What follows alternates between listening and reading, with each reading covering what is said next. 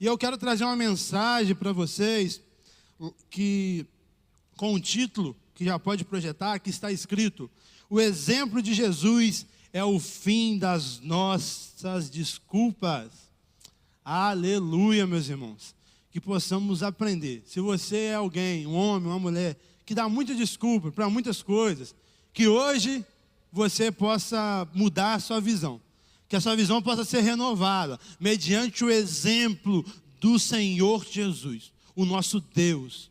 E para isso, nós vamos meditar em um dos textos mais esplêndidos da Bíblia, um dos textos mais maravilhosos, que está lá em Filipenses, capítulo 2, do verso 5 ao verso 11. Esse texto é um dos textos mais maravilhosos que nós temos nas Sagradas Escrituras. Com certeza você já conhece, mas que com a graça de Deus eu possa expor com fidelidade esse texto. E que eu e você possamos deixar as desculpas das nossas vidas e possamos viver uma vida íntegra, com todo o nosso coração, vivendo como Jesus viveu. Filipenses capítulo 2, a partir do verso 5. Preste muita atenção na leitura das Sagradas Escrituras. Amém? A palavra do Senhor diz assim, Filipenses capítulo 2, verso 5. Seja a atitude de vocês a mesma de Cristo Jesus, que embora sendo Deus, não considerou o ser igual a Deus, era algo para que ele deveria apegar-se. Verso 7. Mas esvaziou a si mesmo, vindo a ser servo, tornando semelhante aos homens. E sendo encontrado em forma humana, humilhou-se a si mesmo, e foi obediente até a morte, e morte de cruz. Por isso, Deus o exaltou à mais alta posição, e lhe deu o nome que está acima de todo o nome, para que o nome de Jesus se dobre todo o joelho, nos céus, na terra e debaixo da terra, que toda língua confesse que Jesus Cristo é o Senhor, para a glória de Deus Pai. Curva sua cabeça nesse momento, vamos ter um momento de oração mais uma vez. Pai, em nome de Jesus, eu consagro esse momento ao Senhor, esse momento de exposição das suas sagradas Escrituras. Tenha misericórdia na minha vida, que eu possa expor com fidelidade. E Pai, toma cada coração que está aqui no templo, que está em casa, que está nos assistindo ao vivo ou posteriormente, que a semente, que é a palavra do Senhor, possa cair num coração com uma terra boa, e essa semente possa germinar, gerar frutos, e esses frutos possam permanecer. Que a partir de hoje todas as nossas desculpas possam cair por terra e possamos viver o cristianismo na íntegra, como Cristo viveu, no nome de Jesus. Glória a Deus. Meus irmãos, em um certo nível, eu sei que existe ignorância. Eu sei que tem coisas que nós não sabemos e coisas que as pessoas não sabem. Mas num certo nível, todo mundo, num certo nível, sabe o que é certo e o que é errado. Eu acho que você concorda comigo. Talvez até uma criança de 10, 12 anos já comece a ter esse entendimento. Não é certo roubar, não é certo bater, não é certo fazer isso, não é certo mentir. Então nós temos o mínimo de noção, de entendimento do que pode e do que não pode fazer. Mediante as Sagradas Escrituras também.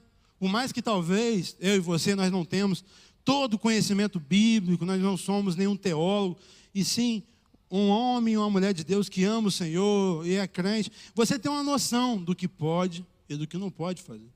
Mas, meus irmãos, por que, se nós temos essa mínima noção, por que muitas das coisas nós negligenciamos? Por que nós não fazemos? Para mim, a maior resposta é porque nós damos desculpas. Em vez de a gente obedecer o mandamento explícito nas Escrituras, nós damos desculpa. E aí chega a pessoa para ser atendida, fala: pastor, eu não consigo guardar esse mandamento por causa disso, daquilo outro. E aí a gente vai dando desculpa para não fazer.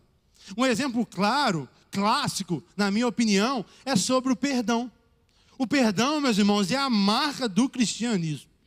Nós só somos cristãos hoje porque nós fomos perdoados pelo Senhor. Porque nós pecamos contra Ele. E hoje, então, nós estamos em Cristo Jesus porque nós fomos perdoados.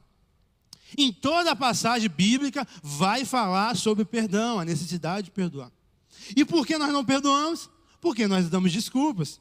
Qual é a desculpa que a gente dá? Você não sabe o que eu passei. Você não sabe o que essa pessoa fez para mim. Mas é uma dor muito grande. Mas é isso e aquilo. E a gente vai dando desculpas. E nós deixamos de fazer o que é certo. Aqui, o apóstolo Paulo, ele vai usar o exemplo de Jesus para acabar com todas as nossas desculpas. Porque eu e você, nós somos cristãos. Sim? Cristão significa pequenos cristos. Pequenos cristos é porque os cristãos devem viver como Cristo. Deve amar como Cristo, agir como Cristo, reagir como Cristo. Eu sei que nós somos imperfeitos, nós vamos errar, nós vamos falhar, mas o nosso coração tem que querer isso. Não pode ser normal uma vida prática de pecado, por mais que nós pecamos. Mas nós sempre vamos querer viver em santidade. O que estava acontecendo aqui nessa igreja? A igreja de Filipe era uma igreja muito boa. Uma das melhores igrejas do Novo Testamento, do primeiro século. Uma igreja que amava o apóstolo Paulo. Uma igreja que contribuía financeiramente para o apóstolo Paulo. Não tinha problema. Uma igreja que alegrava o coração do apóstolo Paulo. Mas também era uma igreja, meus irmãos, como muitas igrejas hoje em dia, uma igreja que estava sem unidade. Uma igreja que estava desunida. Então o apóstolo Paulo, ele vai usar teologia, vai usar a melhor expressão de conhecimento de Deus que ele tinha para resolver esse problema. Porque a teologia certa vai produzir vida. E a falta de teologia nas igrejas, nos púlpitos, nas pregações, gera morte. Porque aí a gente começa a pregar o que as pessoas querem ouvir. A gente começa a pregar não o que Deus está falando, e sim o que a psicologia está falando, e sim o que o movimento tal está falando, e não o que as sagradas escrituras estão falando. Então Paulo usa teologia para resolver problemas de relacionamento, problemas interpessoais. O apóstolo Paulo usa aqui, e eu e você vamos expor, nós vamos comentar, conversar sobre verso a verso. Então Paulo aqui está falando sobre unidade, e para não haver desculpa para a falta de unidade, Paulo usa o exemplo de Cristo. Diante do exemplo de Cristo, como está no tema da mensagem, todas as desculpas vão embora. E um dos principais motivos para a falta de unidade dentro da igreja, e vamos ampliar um pouco, a falta de unidade dentro da minha e da sua família, a falta de unidade dentro da nossa vizinhança, a falta de unidade no nosso trabalho, um dos principais motivos, sabe qual é? O orgulho. Nós não somos unidos, nós não amamos as pessoas como nós devemos amar, porque nós somos orgulhosos, porque nós pensamos em nós mesmos.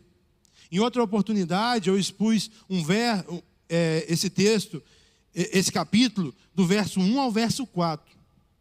E vai falar muito sobre humildade. E olha o que o verso 4 fala, não precisa abrir. Cada um cuide não somente do seu interesse, mas também dos interesses dos outros. Se você quiser, está no canal da nossa igreja. A humildade produz unidade. Uma mensagem que eu preguei, não tem nem um mês. Então, a falta da unidade é gerada pelo orgulho. Nós somos orgulhosos. Por isso que nós não temos unidade dentro da igreja. E aí Paulo usa o exemplo de Deus. Jesus, ele é Deus. Ele é o Deus Filho. Ele usa o exemplo que Jesus, Deus Filho, foi humilde. Se Jesus foi humilde, como Jean, um mero mortal, pode ser alguém soberbo, pode ser alguém orgulhoso. Isso é incompreensível, meus irmãos. Então Paulo, ele quebra as nossas pernas, ele quebra as nossas muletas, ele quebra tudo que a gente podia escorar para não fazer o que é certo, quando ele usa o exemplo de Jesus. Jesus é o nosso exemplo, Jesus é o nosso modelo, Jesus é a nossa referência, Jesus é o nosso Salvador, Jesus é o nosso Deus.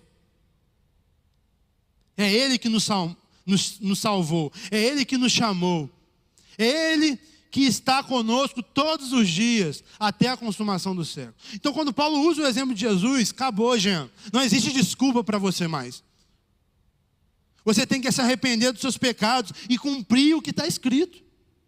Você tem que parar de estar em rivalidade com os seus irmãos em Cristo Jesus.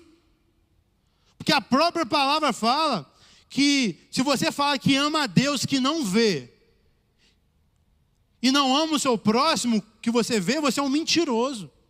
Olha a responsabilidade que nós temos sobre a unidade, sobre o amor, o amor que nós devemos ter para com o próximo. Então é sobre isso que esse texto vai falar. E vamos expor aqui então verso a verso, para a gente aprender e para a gente aplicar principalmente na nossa vida. Verso 5. Seja a atitude de vocês a mesma de Cristo Jesus. A minha, a sua atitude tem que ser a mesma de Cristo Jesus. A nossa atitude não tem que ser a mesma de pastor tal, de pastora tal, de pregador tal. Por mais que eles são, de alguma forma, exemplos para a gente, deve ser. Nosso querido e pastor Márcio, fazendo 50 anos de ministério, ele é um exemplo para a nossa igreja. Mas a nossa maior referência não é o pastor Márcio. A nossa maior referência é Jesus. Então Paulo fala, seja a atitude de vocês a mesma de Cristo Jesus. A nossa atitude, meus irmãos, tem que ser a mesma do Senhor Jesus. Ele foi homem como eu e você. Ele sofreu como eu e você sofremos. Ele passou por poucas e boas como eu e você passamos. E é Ele, e a palavra dEle que nos exorta. Você tem que entender que quando nós lemos a Bíblia, é a palavra de Deus. Tem muitas pessoas que querem ouvir Deus, e aí quer ouvir uma voz audível de Deus. Quer ir num lugar onde o rapaz fala que revela o que Deus está falando. Deus pode se manifestar dessa forma? Pode. Deus não está preso numa caixa. Mas onde principalmente Deus vai se manifestar é nas Sagradas Escrituras. Ele escolheu se revelar nas Sagradas Escrituras. A Sagrada Escritura chegar hoje aqui em 2022 é um milagre que só a existência de Deus pode provar como isso aconteceu. Ela foi queimada, já tentaram banir a Bíblia, mas nunca conseguiram. Porque aqui é a palavra do Senhor. Então você que está aqui, ou você que está em casa, que quer ouvir a palavra do Senhor, que quer ouvir a voz do Senhor, eu não estou ouvindo a voz de Deus, eu tenho que fazer isso. Abre a Bíblia e você vai ouvir a voz do Senhor. Se você quer ouvir a voz de Deus em voz alta, é só você ler a Bíblia em voz alta, que você vai ouvir a palavra do Senhor. Então, quando eu leio um verso, não é a palavra do Jean, não é a palavra da Igreja Batista Lagoinha, é a palavra do Senhor. Então, o Senhor está falando para o Jean e para vocês que a nossa atitude deve ser a mesma de Cristo Jesus. Meu Deus, que responsabilidade que nós temos. Porque a atitude de Cristo Jesus, o exemplo de Cristo Jesus é o remédio, é o antídoto para acabar com a falta de humildade, para acabar com o orgulho que paira o nosso coração todos os dias. Meus irmãos, nós somos orgulhosos, nós somos pecadores. Não pode acontecer nada com a gente que a gente quer guardar rancor. E a gente tem a cara de pau de cantar a música que a gente acabou de cantar. Que a gente não tem tempo mais para perder com ressentimento. Mas se acontecer alguma coisa hoje, depois do culto, você vai guardar o seu ressentimento. Olha como nós somos hipócritas muitas das vezes. Nós cantamos algo que nós não vivemos. E eu não estou falando isso para você parar de cantar. Eu estou falando isso para você parar de ter ressentimento, mas continue cantando essa música maravilhosa. Então a nossa atitude tem que ser a mesma de Cristo Jesus. E qual atitude, Jean? O próprio texto vai falar qual atitude. Então no verso 6, nós vamos ver as atitudes de Cristo Jesus. Está escrito assim: que embora sendo Deus, não considerou que o ser igual a Deus era algo que devia apegar-se. Meus irmãos, o que Jesus fez? Jesus abriu mão do seu direito por mim e por você. Jesus poderia ficar na eternidade, poderia ficar lá na glória, mas Ele abriu mão dos seus direitos por mim e por você. Então o exemplo de Cristo acaba com as nossas desculpas. Jesus não agarrou nos seus privilégios, pelo contrário, abriu mão deles. Jesus não pensou em si, mas pensou nos outros. Por isso que algo que eu sempre falo, quem me acompanha já sabe de cor: o cristianismo não é egocêntrico, o cristianismo é outrocêntrico. O outro sempre vai estar na frente do eu. E nós aprendemos isso com Jesus, que não pensou nele, mas pensou em mim e pensou em você. Isso é que as Escrituras nos orientam. Isso é o exemplo do nosso Deus, do Cristo, que nós nos intitulamos cristãos. E se somos mesmo cristãos, pequenos cristos, nós temos que abrir mão, primeiramente, dos nossos direitos. Ah, Jean, agora você está complicando minha vida. Abrir mão do meu direito? É meu direito. Eu mereço. É o que mais nós ouvimos de pessoas que deixam de fazer o que é certo, que deixam de amar o por causa dos seus direitos. Tem famílias, meus irmãos, se destruindo por causa de direito. O que vale mais a pena? O direito ou a família? Ou o sangue do seu sangue? Porque os valores estão se invertendo. O nosso direito, o que nós temos, vale mais do que nós somos, vale mais do que as pessoas que nós temos conosco. Jesus, Ele usou os privilégios que Ele tinha para abençoar. E algo que eu quero que você reflita comigo é o quê? Nós não conhecemos alguém quando nós damos responsabilidades para ela. Nós conhecemos alguém quando nós damos privilégios para ela. Alguém desonesto vai usar o seu privilégio para a autopromoção. E aí a gente vê em vários lugares. A gente vê no âmbito da igreja, pastores que acham que são Deus e quer que as pessoas beijam os pés dele. A gente vê no âmbito da política. Os privilégios que eles têm de estar lá, de gerir o nosso país, de fazer leis. Ele usa para se enriquecer, para desviar dinheiro. Então você quer conhecer alguém, não dê responsabilidade, mas dê privilégio. E Jesus tinha privilégios.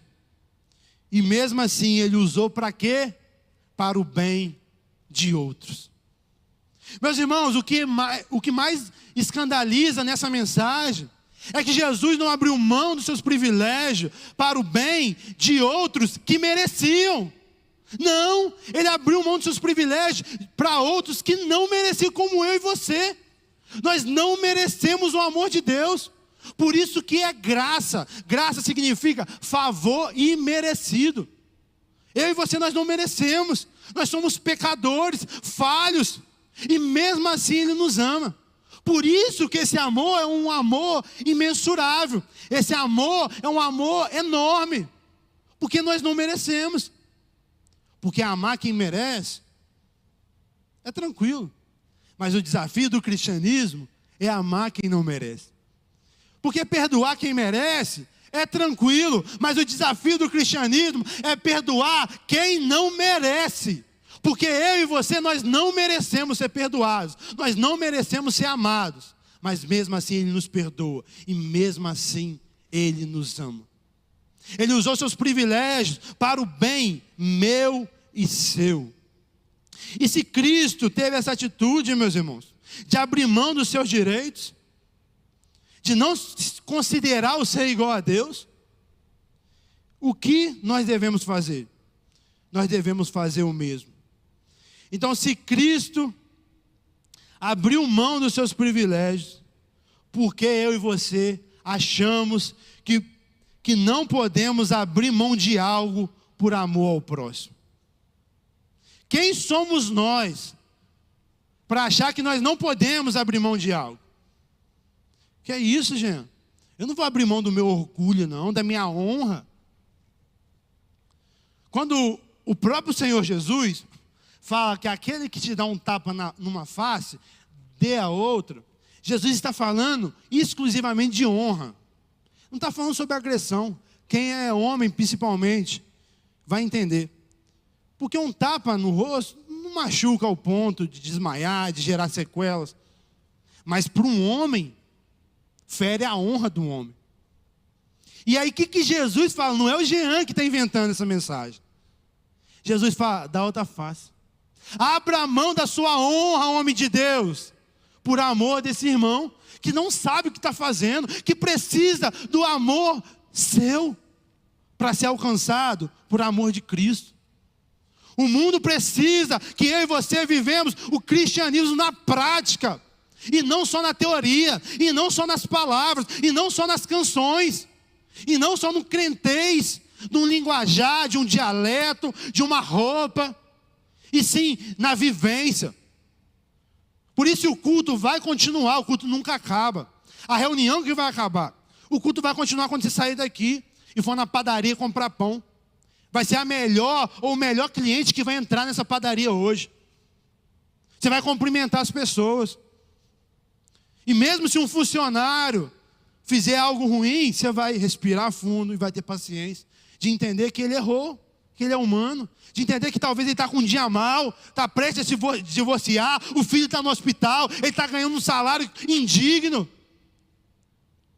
Porque você reagir mal com mal, isso não é bíblico, isso não é cristianismo. Pelo contrário, o cristianismo nos manda a pagar mal com bem.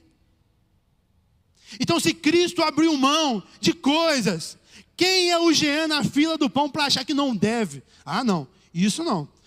Essa dívida não. Não, ele está me devendo R$10. Eu vou atrás dele até me pagar. Meus irmãos, o apóstolo Paulo, na carta aos Coríntios, fala assim: que vergonha, irmãos em Cristo, indo para o tribunal, para um juiz ímpio, julgar o que um deve pagar para o outro. Perdoa essa dívida e Deus vai te abençoar, e vida que segue. E aí a gente está indo para os tribunais, dando mau testemunho, crente brigando com crente. Aonde a gente vai parar com esse coração, meus irmãos? A mentalidade do mundo cada vez mais entra em nosso coração. E aí hoje a gente só pensa em nós mesmos, sendo que o cristianismo, com o exemplo de Cristo, pensa no próximo. Por isso que o convite do cristianismo não é você pensar em você, é pensar no próximo. Por isso que o convite do cristianismo não é você buscar a sua salvação, e sim a salvação do próximo. Porque quando você busca a salvação do próximo, você já é alguém salvo. Mas quando você busca só a sua, você não é, você está perdido. Nós temos que pensar mais no próximo e menos em nós mesmos. Então, se Cristo abriu mão, eu e você nós devemos abrir. Verso 7. Mas esvaziou-se a si mesmo. Cristo se esvaziou. E de que ele se esvaziou, meus irmãos? Em hipótese nenhuma é da sua divindade. Não. Ele foi perfeitamente Deus e perfeitamente homem. Quando a Bíblia fala que ele se esvaziou, não é da divindade. O que eu acredito que ele se esvaziou aqui? De sua santidade, no âmbito ali da cruz, onde ele se fez pecado por nós. Jesus não pecou em hipótese nenhuma, então ele permaneceu santo. Mas na cruz do Calvário, para pagar o meu e o seu pecado, o preço, ele se fez pecado. A própria palavra vai falar sobre isso. Apóstolo Paulo, em Gálatas, ele se fez pecado por mim e por você. Ele se fez maldição. Então, nesse momento, ele abriu mão de sua santidade. Outra coisa, Jesus abriu mão de suas riquezas. Ele mesmo sendo rico, o dono do ouro e da prata, ele se fez pobre. Meus irmãos, Jesus pegou um lugar emprestado para nascer. Você entende isso? Que o Rei dos Reis, o Senhor dos Senhores, o Criador de tudo, ele nasceu não num palácio, não num berço de ouro, mas ele nasceu humildemente numa manjedoura, numa cidade pobre, com pessoas humildes ao seu lado. Ele cresce em Nazaré, um vilarejo pobre. Jesus, ele pega um barco emprestado para pregar. Jesus pega um jumentinho emprestado para entrar em Jerusalém. Olha o que o nosso Deus fez, meus irmãos. Ele abriu mão de toda a sua riqueza. Mesmo ele sendo Deus, ele se fez homem. Mesmo ele sendo alguém fora do tempo, ele entrou no tempo. Mesmo ele sendo rico, ele se fez pobre. Mesmo ele sendo santo, ele se fez pecado. Mesmo ele sendo bendito, ele se fez maldição. Por quê? Para quem? Por mim e por você. O exemplo de Cristo acaba com as nossas desculpas. O que nós precisamos, igreja do Senhor, é olhar para Cristo. É olhar para a vida de Cristo, para o estilo de vida de Cristo. Porque o que nós estamos mais chegando próximo do estilo de vida, muitas das vezes é dos fariseus, religiosos, que até sabia da Bíblia, mas não amava as pessoas, e nem amava o próprio Deus. Mas o estilo de vida de Cristo, de pensar no outro na frente do eu, é só para quem nasceu de novo.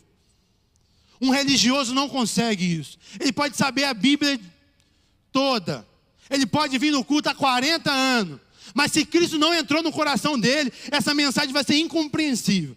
Se ele estiver em casa, ele vai desligar a televisão. Que, Jean, eu pensar no próximo? O que é isso? Sim, você pensar no próximo, porque Jesus não pensou nele, e nós temos que ser como Jesus.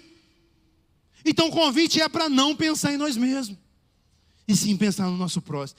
Meus irmãos, se essa moda pegar, que essa deveria ser o estilo de vida nosso, os tribunais não vão ter mais casos, as penitenciárias vão virar ruínas, as nossas famílias e as nossas igrejas vão ser os melhores ambientes.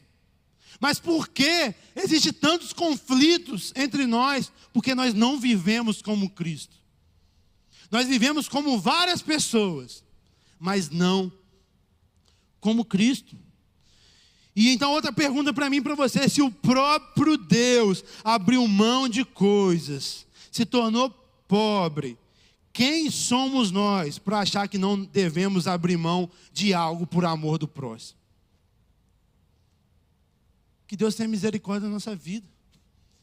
Acho que essa é a única palavra que pode sair da nossa boca. Senhor, tenha misericórdia, eu sou muito pecador, eu sou muito falho, eu estou brigando com as pessoas por causa de R$100, eu estou brigando com as pessoas por causa que o irmão não falou Pai do Senhor comigo no culto passado. Olha onde está a nossa mentalidade, meus irmãos. Porque um irmão saiu de um grupo lá da família e não me convidou. Porque fulano de tal não me chamou para isso. Olha como nós somos frágeis. Tudo está nos machucando. Por quê? Nós pensamos em nós toda hora. O nosso ego está inflado. Então tudo que encostar vai estourar ele. Mas o convite é abrir mão. Outra coisa que Jesus fez ainda no verso 7, está escrito assim: vindo a ser servo. Então Jesus, ele serviu. Ele não veio para ser servido, mas pelo contrário, ele veio para servir. O próprio Jesus fala isso. E quem que ele serviu, meus irmãos? Olha, quando eu falo, a graça é imerecida. Não é sobre amar e ajudar quem merece. Olha quem Jesus serviu. Pecadores como eu e você.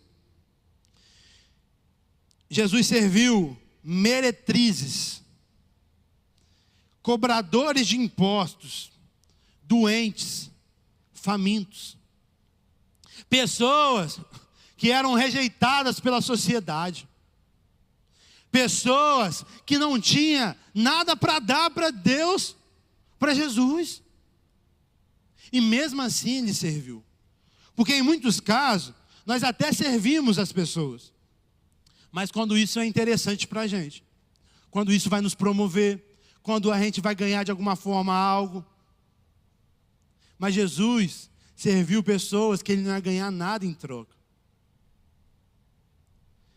Esse é o exemplo que nós temos de Jesus.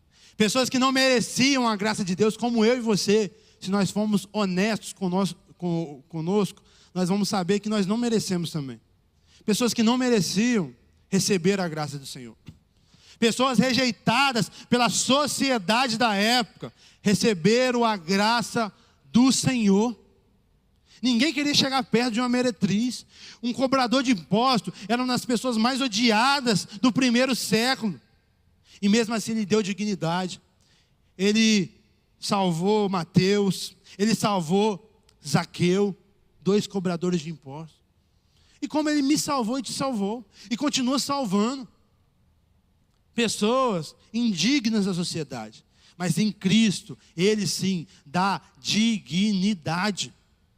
É isso que eu e você temos que aprender, temos que viver. Meus irmãos, nós precisamos servir a nossa sociedade. Se existem coisas boas hoje em dia, é por causa do cristianismo. Exemplos: faculdades, hospitais, abrigos, centros de cuidado para as pessoas com deficiências. Tudo isso saiu do cristianismo. Porque um homem, uma mulher de Deus, há anos atrás, entendeu essa mensagem aqui. Então tem coisas que nos abençoam tanto, que a gente nem sabe a história, o surgimento. Mas foi porque um homem, uma mulher de Deus entendeu essa mensagem. E se eu e você entender essa mensagem hoje, talvez algo vai nascer em nosso coração, para mudar a nossa família, para mudar a nossa vizinhança, para mudar o nosso trabalho, a nossa igreja, a nossa cidade, o nosso país. Mas se você ficar só pensando em você, de braço cruzado, pensando e olhando para o seu umbigo, nada vai acontecer. Jesus também, meus irmãos, ele lavou os pés dos discípulos. Tudo que Jesus fez foi na prática e não somente na teoria. Porque em teoria nós somos muito bons. Nós sabemos tudo. Olha quem está pregando aqui.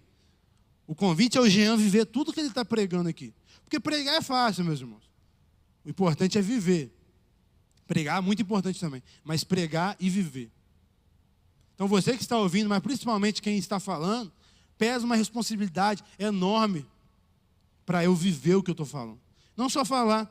E Jesus vivia. Lavar os pés de alguém no primeiro século era uma função somente para os servos, para os escravos. E Jesus, sendo mestre, ele fez isso. Meu Deus. Então, se o Salvador, se o Deus Filho serviu, quem somos nós para achar que nós não devemos servir as pessoas? Para achar que nós somos melhores do que alguém? Não existe ninguém melhor do que ninguém, meus irmãos. Na igreja, no trabalho, em qualquer lugar, existem funções diferentes, mas ninguém é melhor do que ninguém. Todos nós somos amados, escolhidos do Senhor. Outro ponto no verso 7 ainda, tornando semelhante a homem. Então ele se tornou semelhante de homem. Tudo que você passou, ou melhor, que você passa, e eu, Jesus também passou. Ele se identificou com as pessoas que ele veio salvar. Ele abriu mão do seu estado como Deus e assumiu uma forma, porque Deus não tem forma. Hoje Jesus tem uma forma. Hoje Jesus está assentado à direita de Deus. O corpo humano de Jesus permanece, é claro que glorificado. Mas ele deixou a sua forma antes dele encarnar e hoje tem uma forma. Por quê? Por causa de mim e de você. Ele trocou a sua forma. Meus irmãos, o exemplo de Cristo nos constrange. Então ele veio e se identificou com as pessoas que ele veio salvar. E a pergunta que eu faço para você, mediante esse ponto, é: será que a nossa vivência está sendo para conectar pessoas ou para repelir pessoas? O que você tem, o que você é, o que você fala, é para se conectar mais vezes com pessoas? Ou você quer repelir mesmo, não quer contato? Jesus se identificou com aqueles que ele veio salvar. Verso 8. E sendo encontrada em forma humana, humilhou-se a si mesmo e foi obediente até a morte e morte de cruz. Então Jesus se humilhou. E 3 características da morte de cruz são elas assim. Primeiro, a morte de cruz era uma morte muito dolorosa. Era uma morte que demorava dias, talvez semanas. Que a pessoa ali que estava presa na cruz não morria meramente por estar preso. Morria por asfixia. Que não conseguia mais segurar e respirar e morria. Então era uma morte dolorosa. Nenhum cidadão romano poderia morrer com essa morte. Era a pior morte, era a pior tortura da época. E Cristo sofreu isso por mim e por você. Segundo ponto, era uma morte humilhante. A pessoa era açoitada, a pessoa passava naquela via dolorosa, era cuspida, xingada. E você, algo que não sei se vocês sabem, nos crucifixos da igreja católica, nos filmes, sempre Jesus está como? Vestido. Não. A morte de cruz, a pessoa era pregada nu. Pense agora, meus irmãos. Qual vergonha se do nada que acontecesse uma coisa eu ficasse nu? Ou você caísse a roupa, o vestido levantasse, sei lá. Uma vergonha que não ia dar na gente, a gente não sente uma vergonha. Mas pense então nosso Deus, pregado numa cruz, sendo cuspido, já tinha apanhado com açoites, e ele nu. Então a morte de cruz era dolorosa e humilhante. E o terceiro ponto dessa morte era uma maldição. Em Deuteronômio, não precisa abrir, 21, 23, está escrito: maldito aquele que for pregado no madeiro. Então Cristo, meus irmãos, ele se humilhou, morreu uma morte dolorosa, uma morte humilhante, e ele se fez maldição. E se Cristo, meus irmãos, sofreu, foi humilhado, se fez maldição, quem somos nós para achar que só porque somos cristãos nós não vamos sofrer? Só porque somos cristãos nós não vamos ser humilhados? Isso é uma falsa pregação, porque eu sei que pessoas pregam, mas isso é mentira. Mesmo sendo cristão, nós vamos passar por escassez, nós vamos passar por dia difícil. Isso não é motivo em hipótese nenhuma para você abandonar o barco, para você deixar o cristianismo.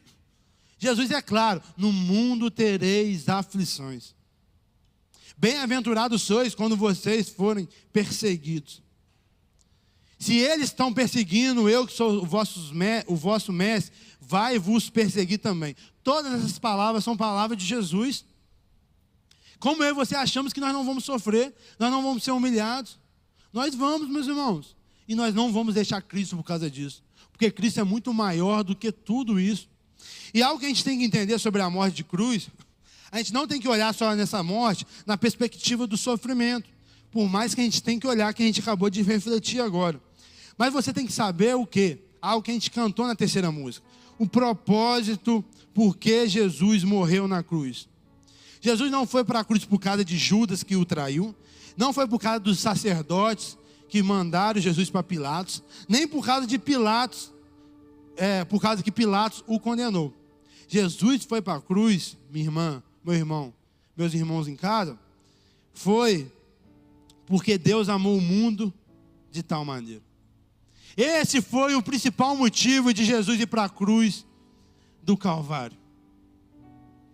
A cruz é o resultado do amor de Deus. A cruz não é o amor de Deus. A cruz é o resultado. Porque amor é atitude. Então Jesus, Deus Pai, o Espírito Santo que nos ama, demonstrou em atitude. Então por isso que se nós amamos o próximo, que é o segundo maior mandamento, nós temos que mostrar em atitudes que amamos o próximo. E aí, no verso 9 ao 11, Paulo vai falar sobre uma exaltação que Cristo passou. E no verso 9 está escrito assim: por isso Deus o exaltou. A exaltação de Cristo é obra de Deus. Os homens rejeitaram, os homens cuspiram, mas Deus exaltou. A nossa exaltação, meus irmãos, não vem de homens, não vem de aplauso de homens, e sim vem do próprio Deus. Nós temos que confiar nisso e descansar nisso. Outro ponto é que a exaltação de Cristo é incomparável. Ainda no verso 11 está escrito assim, no verso 9 está escrito assim: exaltou a mais alta posição e deu o nome que está acima de todo o nome. Então a exaltação de Deus é incomparável. Não se compara aos aplausos desse mundo, aos subornos desse mundo, às propostas desse mundo. Escolha a exaltação de Cristo. Escolha o exemplo de Cristo. Verso 10. A exaltação de Cristo é uma exaltação que exige rendição de todos. Está escrito assim: para que ao nome de Jesus se dobre todo joelho no céu, na terra e debaixo da terra. Então todo mundo, quando Jesus voltar na sua segunda vinda, vai se dobrar ao Senhor Jesus. Mas isso não é universalismo, que todos vão ser salvos, não. Uns vão se dobrar, e eu espero que eu e você, com júbilos. Nosso Deus voltou, nosso Salvador veio nos buscar. Outros vão se dobrar com pavor, que rejeitaram o Rei dos Reis, o Senhor dos Senhores. Isso aqui não está falando de universalismo, que todos vão ser salvos no final das contas. Não, não existe isso. Existem dois destinos para o homem: o céu ou o inferno. Quem crê está salvo, quem não crê está condenado. Então o convite para mim, para você, é que a gente possa crer. E quando o Senhor voltar, nós vamos jubilar, e não pelo contrário, nós vamos nos apavorar. E o verso 11, o último, está escrito assim: e toda a língua confesse que Jesus Cristo é o Senhor, para a glória de Deus Pai. Então a exaltação de Cristo vai ser proclamada universalmente. Aqueles, meus irmãos, que zombaram, que negaram Cristo, vão confessar que Ele é o Senhor. E qual que é o propósito de tudo na nossa vida? Qual que foi o propósito também da vinda de Cristo? A glória de Deus. E toda a língua confessa que Jesus Cristo é o Senhor, para a glória de Deus. Sempre o meu e o seu propósito é glorificar o nome de Deus. Então, que o exemplo de Cristo, como tema dessa mensagem, ele possa ser o fim da minha e das suas desculpas. Que a gente possa viver um cristianismo na prática e não só na palavra. E eu tenho 7 aplicações aqui para mim e para você. Primeiro, como a gente aprendeu, abra mão dos seus direitos em prol dos irmãos. Pare com isso, com esse egoísmo que muitos crentes têm. Mas não, é meu direito. Não importa, abra mão dele, por amor dos seus irmãos. Segundo, se esvazie de suas posições ou dos seus egoísmos em prol dos irmãos. A igreja de Filipe tinha que aprender isso e parar de andar em rivalidade por causa de orgulho bobo. e abrir mão de tudo com o exemplo de Cristo e viver uma vida em unidade. E esse é o convite para a Igreja Batista Lagoinha. Esse é o convite para a igreja brasileira e mundial. Deixar o orgulho e viver em humildade. Usar o exemplo de Cristo em nossa vida. Não só falar para o IBGE que somos cristãos. Não só botar uma Bíblia debaixo do braço. Colocar uma roupa bonita para vir para a igreja. E sim, viver o cristianismo na prática. Que é isso que está faltando para mim e para você. Terceira aplicação: seja um servo e sirva seus irmãos. Aqui na igreja, mas não só na igreja. Na sua casa, na sua família, no seu trabalho, na sua vizinhança, no comércio. Sirva. O exemplo de Cristo é o exemplo de alguém que era servo. Alguém que tem todo o direito de ser adorado, de ser servido, mas ele preferiu servir. O nosso exemplo máximo é Cristo Jesus. Quarta aplicação: sofra a dor que for necessária para fazer o bem para os nossos irmãos. Vai doer, meus irmãos, você matar o seu ego. Vai doer você perdoar uma dívida. Vai doer você abrir mão de algo. Vai doer sim, eu não estou falando que não vai doer. Mas você tem que fazer, porque isso é bíblico. Porque nós seguimos o exemplo de Cristo, por isso somos cristãos. Então nós temos que fazer, com dor, sem dor. Cristo sentiu dor, mas Ele cumpriu o seu propósito. Cristo suou sangue no Getsêmani, mas Ele cumpriu o seu propósito.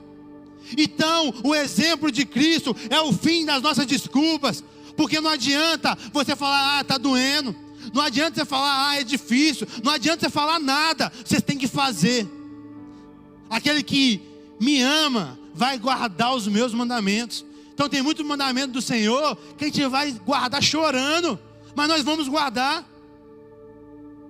Porque é difícil perdoar, meus irmãos. Porque para perdoar a gente tem que matar o nosso ego, matar o nosso eu. A gente tem que perdoar alguém que não merece. Mas é isso, esse que é o cristianismo. Se eu e você buscamos uma religião confortável, nós temos que sair do cristianismo. Porque essa não é o cristianismo. O cristianismo quer matar você. Ele quer matar o seu ego. Ele quer matar a sua prepotência. Ele quer matar o seu orgulho. Para você viver uma vida como Cristo. Esse que é o convite. Eu não posso ser desonesto com você e mentir para você. Prometer coisas que o cristianismo nunca prometeu. Mas ele promete que nós vamos ser perseguidos. Promete que nós vamos ser injustiçados. Mas quando você entende que não é sobre essa vida aqui somente, você entende que existe uma eternidade preparada para mim e para você. Você entende que o seu Salvador, Jesus Cristo, sofreu muito mais do que nós sofremos. Você vai sofrer e não vai largar. Você vai sofrer e vai cumprir os mandamentos. Então o que está nos faltando é olhar na perspectiva certa. É olhar para Cristo. É olhar para as Sagradas Escrituras, que tem faltado muito. E viver esse cristianismo íntegro na prática. Quinta aplicação: seja como Cristo, como o verso 5 fala. Seja a atitude de vocês a mesma de Cristo. Seja como Cristo. Seja como Cristo. Essa é a mensagem. Seja como Cristo. Em cada ação, em cada reação, em cada serviço, em cada momento de abrir mão. As pessoas queriam proclamar Satanás, e depois o povo queria proclamar Jesus como rei. Jesus não. Eu não vim para ser rei. Ele já era rei. Jesus veio para morrer em nosso lugar. Então ele cumpriu o seu propósito. Por isso que quando Pedro falou que ele não ia ser pendurado numa cruz, Jesus falou: apartai de mim, Satanás. Porque Pedro estava querendo tirar Jesus do propósito dele. E quem quer nos tirar do propósito é Satanás. E por isso que quando Judas o beijou, Jesus chamou ele de quê? De amigo. Porque Judas estava levando Jesus para o propósito dele, que era morrer na cruz. Então você entende que o propósito do cristianismo não é livramento, é passar por dias maus, mas entender que a nossa exaltação, que o nosso júbilo está na eternidade, onde não vai haver morte, não vai haver choro, não vai haver dor. Esse que é o nosso deleite. Sexta aplicação, e fazendo tudo isso que a gente comentou durante toda essa mensagem, o nome do Senhor será glorificado e a igreja vai avançar. Muitas vezes o nome do Senhor não está sendo glorificado e a igreja não está avançando, porque nós não estamos seguindo o exemplo de Cristo. Nós não estamos vivendo como Cristo nos exorta a viver. Então o que possamos fazer, devemos, é nos arrepender e viver como Cristo. E sétima e última aplicação, tudo é para a glória de Deus. O seu sofrimento é para a glória de Deus. A sua doença é para a glória de Deus. O seu vale, a sua crise é para a glória de Deus. Cristo vai ser glorificado quando Ele proporcionar a cura. Cristo vai ser glorificado quando só Ele poder solucionar todo esse caos na sua vida. E não só você, mas as pessoas vão glorificar o Senhor. Quando você passa por uma prova sem murmurar, sem abandonar o barco, as pessoas olham para você e falam: como que o fulano conseguiu isso? E quando ela for investigar, ela vai ver que você tem Jesus, e por isso que você venceu, e por isso que você conseguiu perdoar uma traição, por isso que você conseguiu abrir mão de uma dívida e perdoar o irmão. Por isso, porque você é cristocêntrico, porque você segue o exemplo de Cristo. Então que eu e você, meus irmãos, possamos seguir o exemplo de Jesus, e assim todas as nossas desculpas vão cair por terra. Sempre é um prazer inenarrável estar com você. Curta, comente, compartilhe esse vídeo e se inscreva no nosso canal. Que Deus te abençoe.